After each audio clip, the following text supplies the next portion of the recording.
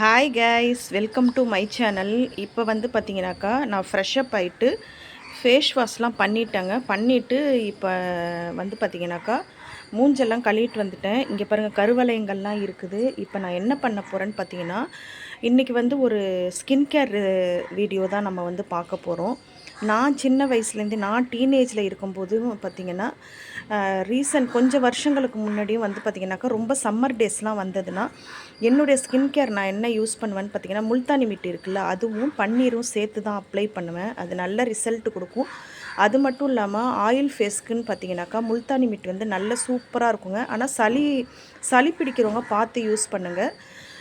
சளி பிடிக்காதவங்க பன்னீர் போட்டு அப்ளை பண்ணுங்கள். சளி பிடிக்கிறவங்க பால் ஊற்றி நீங்கள் அப்ளை பண்ணுங்கள். என்கிட்ட இன்றைக்கி பன்னீர் இல்லாததுனால முல்தானி மிட்டியும் பாலையும் சேர்த்து நம்ம அப்ளை பண்ணி பார்க்கலாம். ஒரு 5 மினிட்ஸ் விட்டுட்டு 5 to 10 மினிட்ஸ் விட்டுட்டு நம்ம அப்ளை பண்ணி பார்க்கலான்னு சொல்லிட்டு தான் இந்த வீடியோ நான் போடுறேன்.